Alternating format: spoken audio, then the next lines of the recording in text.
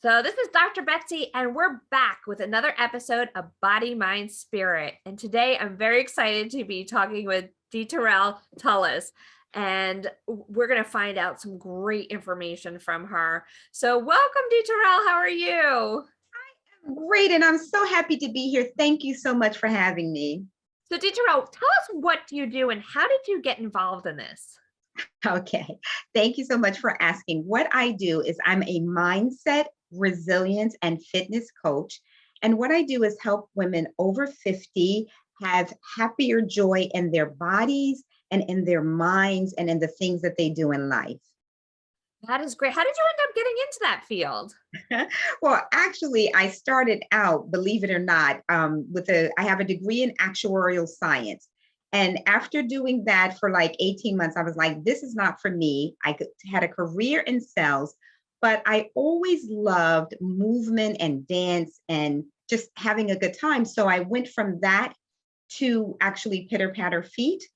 And then from that, because of the pandemic, I started teaching women. I just took it from children to actually women, to teaching them about having a healthier body and mindset. That's great. That's something we all need, definitely. So, what is the connection between like movement and just health in general? Like, why should we be moving? One of the reasons why, first of all, Dr. Betsy, that is an excellent, excellent question. And one of the reasons that we should be moving is not just for the health, physical benefits, but also for our mind. When we're actually moving, we are actually creating neurochemicals in our brain that help us to be happier, to have like a happier perspective on life, to have an open view and optimistic. So it's helping us not just physically, but mentally as well. It's funny. I love the word movement, and I'm trying to use that more because I hate the word exercise.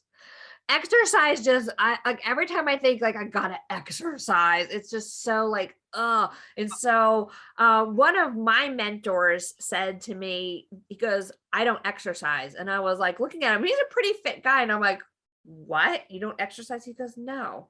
He goes, I incorporate movement into my daily routine. And I was like, oh yes, that's a big mind shift. So yeah. So what do you think about that? I love that. And that is my model too. That's why I don't call it exercise. I actually call it fun fitness, as well as I want people to do exactly the same thing. Don't put movement into a box. Don't put exercise, whatever word you want to call it, don't put it into a box. Incorporate it throughout your day. How many times should we be moving throughout the day? Is there like a standard? You know what? We can move as little or as much as possible. We just want to have that mindset of just thinking like, okay, we've heard the things about parking further away from the from where you want to, like say the grocery store or whatever, parking further away. But how about if we're sitting at our desk and we have a crunch and a deadline? How about just squeezing our muscles as tight, as tight, as tight, as tight, as tight, and then letting go. And we're actually building strength. We're getting our heart rate up, and we haven't even moved from our desk. So we can incorporate fitness and exercise throughout our day. If we're standing and loading the dishwasher, how about we put our belly button to our back and bend over and put it in and come up, still holding it. So just incorporating it throughout the day helps. That's something I never thought about because I am guilty of that. Like I will sit down at my computer and first of all, I unfortunately too many times go, I'm going to exercise when the work is done and the work is never done. And I will sit for hours and hours like, let me just get one more thing done. Let me get one more thing done. But I never thought, I mean, we know from a productivity standpoint, taking breaks during your day actually makes you more productive than trying to go through. But I didn't even think about I could be just tightening my muscles and exercising and getting some benefit from that. Yes. So true. So true. And that's a complaint that I hear about from some patients. And I know even myself has had some issues over COVID, I became so deconditioned in the last year from just sitting at my computer and not exercising that Mhm. that any movement has now become difficult. And I have a lot of patients who have like knee problems or hip problems, and their default is, well, I can't exercise because I can't move because of these things. But you're saying there's other things you can do. Yes. And that's why we want to open up our mindset to what can I do? We're going to take the focus from what I can't do because I have these limitations. Start asking this open ended question of what can I do? Can I move my hands like this? That is what's called NEAT, which is non exercise activity thermogenics, which means you're still burning up calories, maybe not as much or as tense as if you were doing jumping jacks, but you were still actually moving your body. You're moving the blood and the fluids and everything, and you're still getting some movement in. My goodness. So if if you had somebody coming to you for the first time and they're like, D Terrell, where do I start? What kind of advice would you give them? Well, first thing, I would tell them to think about the things that you like to do and think about the easiest things to do. So, the easiest thing is walking, but maybe they might have knee situations or knee problems or whatever. They can actually sit in a chair, and I would like for you to do this with me, Dr. Betsy, is come to the edge of your chair and then lean back. Do you feel your abs being activated when you lean back? Oh yeah. Feel them tighten? Oh So yeah. you can just sit there for a count of five, 1, 2, 3, 4, 5, and come up. That's going to help your lower back. It's going to help you tone and tighten your midsection. And it's not, exerting yourself a lot. You're just tightening and strengthening and toning your muscles in a new way. I can definitely do that. I think I'm gonna set my work timer now to be like during my breaks, I'm gonna be doing a little bit of like chair Yes. crunches. So I actually even saw a video of yours online that you had some great exercises in your video. So is Thank that you. something that you're putting out more of? Yes, because my whole goal is to have happy, healthy, and successful people.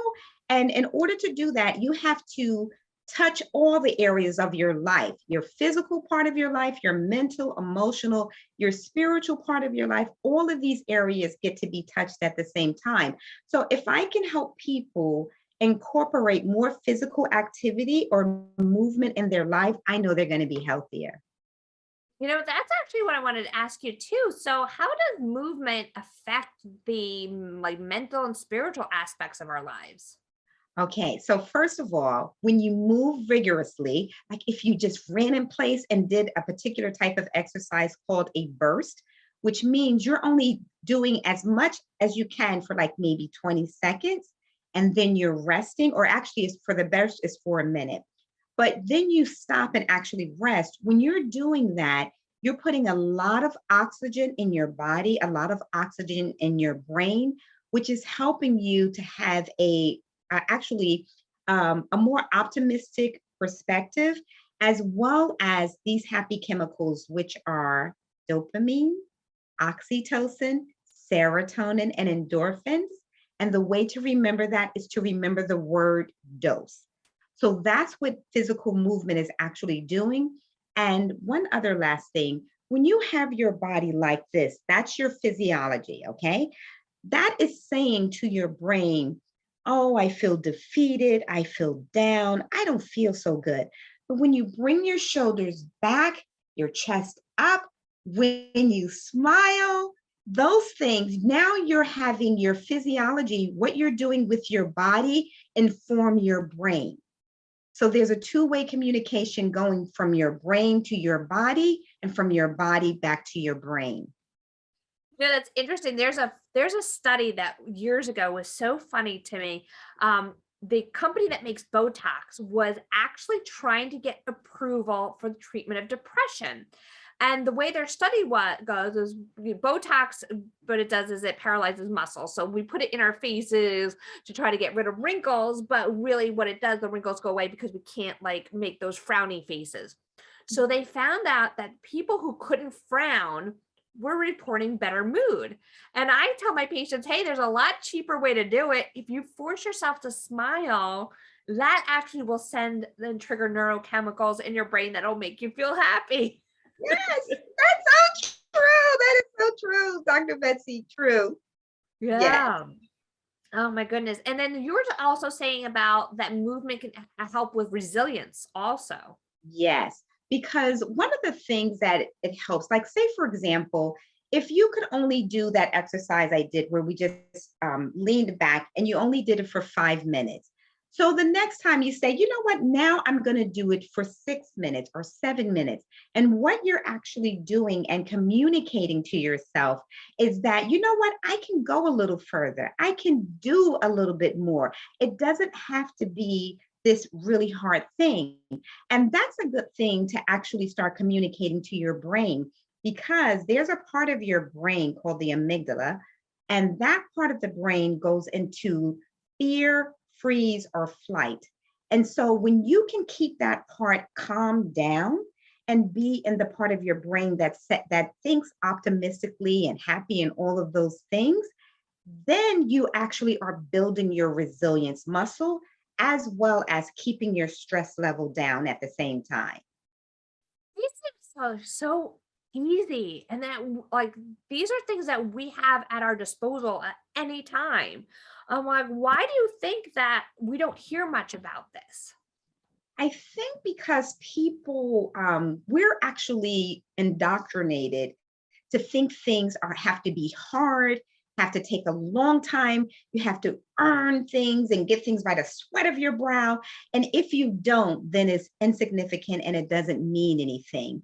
And I think things are changing where now people are saying, especially with the millennials that are coming up, they're like, I am not, if this job is not satisfying or if this is not satisfying, I'm not doing it. So I think now the tide is changing and people are looking for things where it's much more enjoyable, much easier to accomplish. I like that explanation because I'm like, you're right. Because, and I'm going back and thinking about exercise. Like for the longest time, I thought like I was only exercising if I went to the gym and like lifted heavy weights or did things where I couldn't breathe anymore. And I don't know. Well, prior to COVID, I was like many people, I was paying my monthly gym membership and I was never going. And I thought, oh, I'm not exercising. And then really you could be exercising without a gym member. You don't need to be spending any money a gym membership. You can be incorporating this movement and living a healthier life just by doing what you're telling us to do. Yes, I agree. I agree. I so agree. And there are so many things that we can do. I don't have anything against the gyms. I think the gyms are great because some people, unless they physically move themselves from their home and go somewhere else, they're not going to do anything. So I always tell people do what exactly works for you. Know yourself, know what works for you, because then it's more likely that it will be sustainable and that you will do it. Yeah, I think as humans, we're just really meant to be moving. So, I mean, kids do it so easily. You have so much experience with kids. I mean, it's hard to keep a child still. It is. It is. It is. They have boundless energy. And you know what they do that we don't do so much, Dr. Betsy? You don't look like you. You look like you do this, which is laugh and smile. They are constantly laughing, constantly giggling, constantly just in such joy, sheer joy, and just in the moment. And I understand I'm an adult as well. And we are just thinking about, oh, I got to pay the mortgage. I got to pay the bill. I got to do this. We're always in the I gotta, I should have, I should. What about this? What? We're always there. And they are not. They are just having the time of their life. They're exploring what's all around them and what's in the moment. So if we can be more like kids and do that, that will help us as well. This is great. D. Terrell, we're going to take a commercial break, but I can't wait to come back and talk to you some more. Great. 80% of women will develop a pelvic health condition at some point in their lives. There is relief. There is hope. The Pelvic Floor Store, your resource for personal health. All right, we are back with D. Terrell Tullis. Thank you so much, D. Terrell. You got such great advice. I know that not only do you talk about movement, but you're also a coach for people to help with just everything and even like setting goals. So how do you help people like improve their lives by setting goals? Yes, that is such an excellent question. And it's so wonderful that we begin to think about goals, because what goals are is just a target to give us a sense of direction to where we're moving. And it doesn't mean whether we hit it or not that we're these bad, horrible people. No, it just gives us a sense of direction. And there is a way, or several ways actually, to craft your goals so that you're more likely to help them to happen. And one of those things is in front of the goal. Like, say you say, I have a goal to generate $50,000 in income this year. So instead of just saying, my goal is to generate $50,000 in income, what you put before it is, I am so happy and grateful now that I'm generating $50,000 or more in income. This or something better.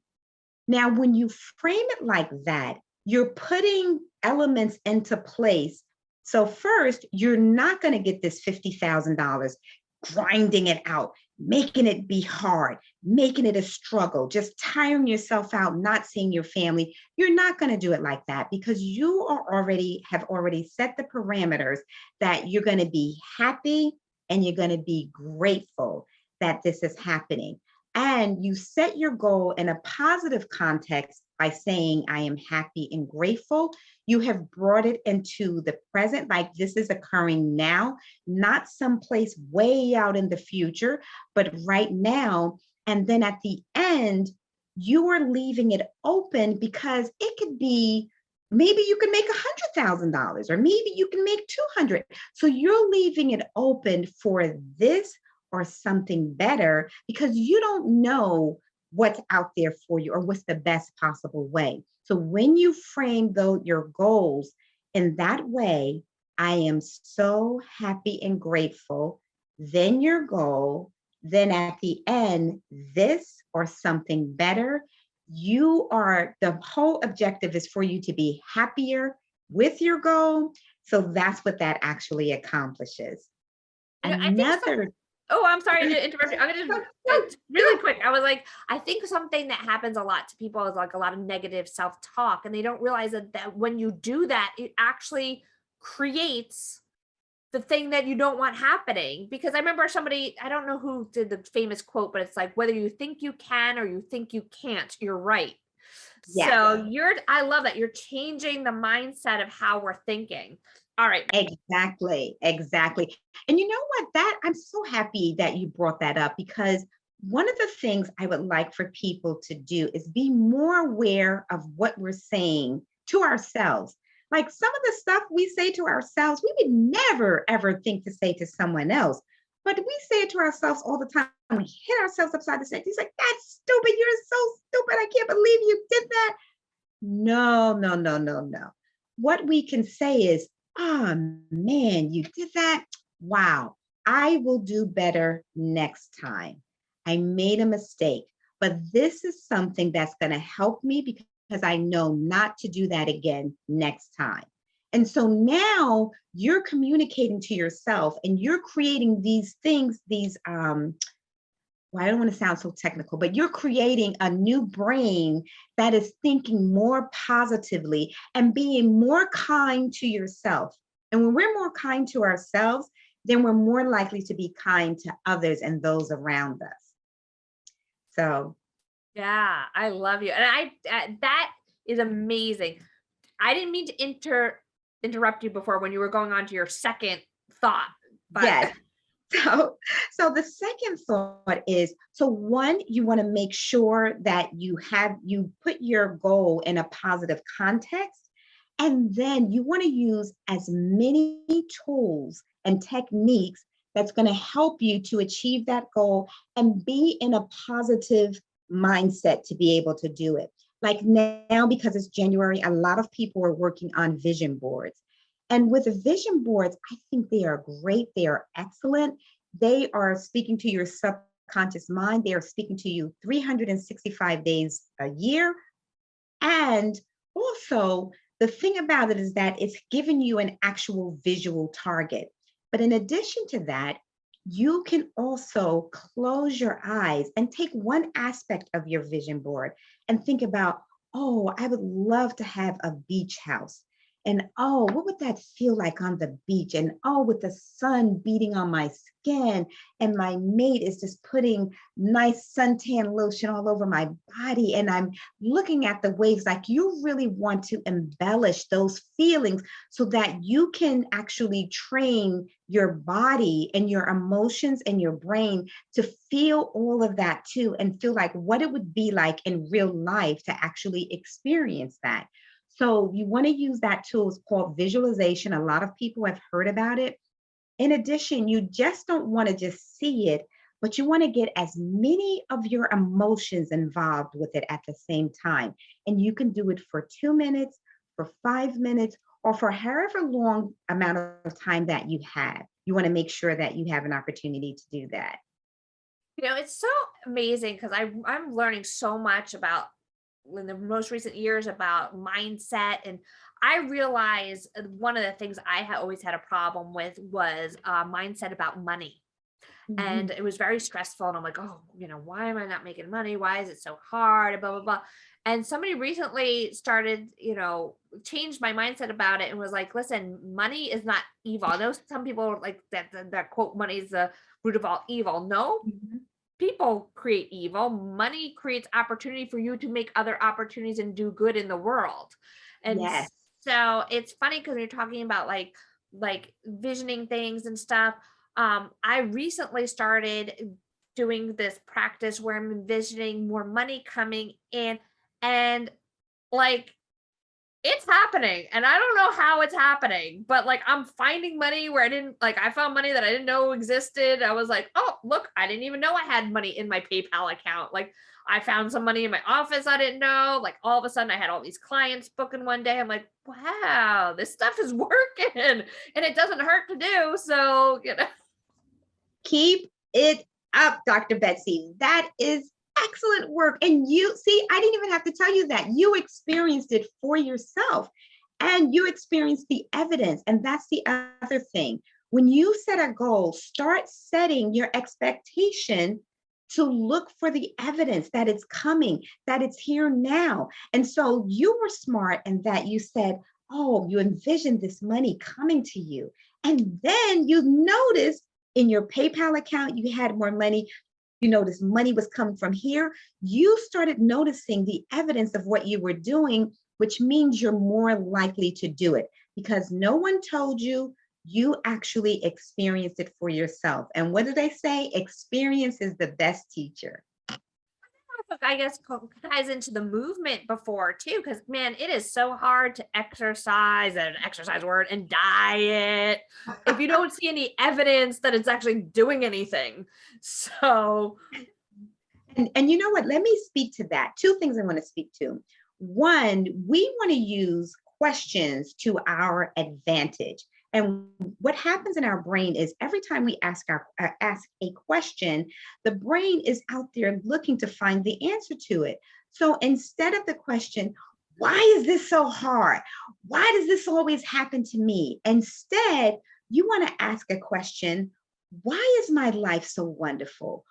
Why are just wonderful things happening in my life? So you're actually using an affirmation in a different way and you're turning it into a question because those things, now part of you might say, oh my goodness, that is crazy. That is not, my life is not wonderful. My life is like a mess. And you might be saying that this is the reality, but realize you are creating a new reality.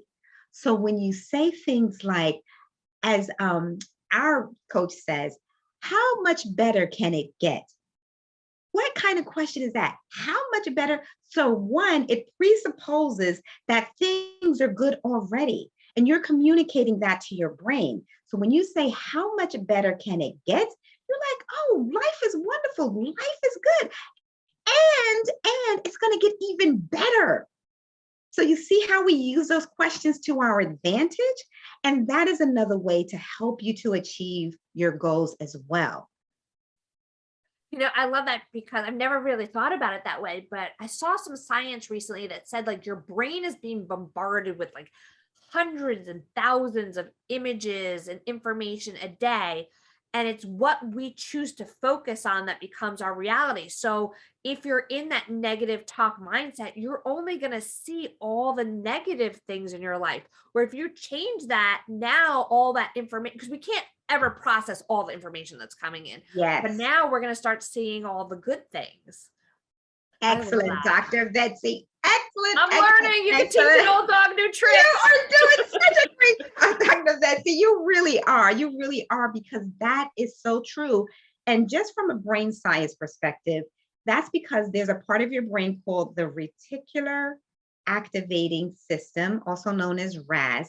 That system is listening to everything you're thinking about, everything you're putting your attention and focusing on, and it's matching whatever you're putting your attention and focus on. You're saying, I want to program that into you, your brain. I want to program that. That's important. That's important. And we're doing it unconsciously. But now we get to be conscious and say, you know what? Nope, no, thank you. I love, that's my favorite color. My favorite color is yellow. I love that. Oh, I love that shade of red. Oh, I love that smile. So then what happens? Then you begin to notice, just like you said, notice more things that you like, more things that you love, more things that make you smile as well. That's actually, usually I get to this at the very end, but I'm bringing it up now. So this is something I want people to try, since trying is our theme for this season, is all those pessimistic people out there that are listening to this and are like, oh, this is corny. Just try it. Try walking around saying happy, fun, things about your life and see what happens during that day. Just give it a try for one day. Yes, I agree. I agree. I think Um, that's so important to try. where can people find out more information about you?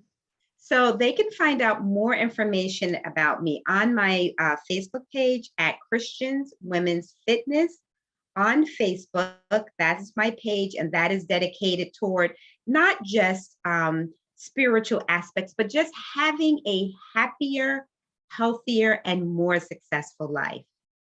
Oh, wonderful. And you were mentioning something about an app earlier. What was that? Yes. So this Positive Prime app is an app that actually helps and supports you. If you're a pessimistic thinker, if you're like, you know what, I'm working hard enough, I don't really want to work. All you have to do is grab your phone, your laptop, or your computer, any device, you press play for 3 minutes, and it does all the work for you, positively priming your brain for your goals, to be happy, to be successful, all in just 3 minutes a day. And the effects last from 6 to 8 hours. Lastly, this was the what would you call it? I guess the mechanism that Oprah used in her program, 21 Days to Happiness. She used this actual the study, the science behind this. Well, that is really amazing. I'm definitely going to try that out. That is great. So, if there's one thing that you want people to try, what would be Yes. the thing that you want them to try? So first, what you just suggested, just think about, well, two things actually. One, think about, okay, what if I just for 1 minute, just 1 minute, just start, and you can put your timer on your watch, your phone, and just say, I'm going to think happy thought. I'm going to think about what I love. Well, I love to eat ice cream. I love to eat chocolate. I love to have a glass of wine. I love skiing. And you just thought about all the things you love for 1 minute, and notice, how do you feel after that? That's what I would like for you to try. Only 1 minute. You have 1 minute out of all of these minutes in the day. And then the second thing is, I would like for you to try for 10 days, this 10 days for free, this Positive Prime app. And the URL for it actually is, oh, I don't have it written down on this piece of paper, but let me just say this. If you email me at happier, HAPPIER 91011, I will send you the link for it. And for anything that, as far as resources for happiness, I would be more than happy to support you with it. That is great. Thank you so much for being with us today, Terrell. Thank you. It is my pleasure. And I would like everybody to also check out our website, WYTV7.org. While you're there, you can look at all the other wonderful programming that we offer. And don't forget to hit the donate button, because any money that you give, even if it's the smallest amount, really makes a difference. We're using it to help community programs and to bring you more programming like this. So, and also don't forget to tune in next week to another episode of Body, Mind, Spirit. This is Dr. Betsy Greenleaf. Find me on all aspects of social media and reach out to me. Let me know what things that you might want to hear us talk about. I'm always looking for ideas. All right. Thank you so much, Dee Terrell. Thank you.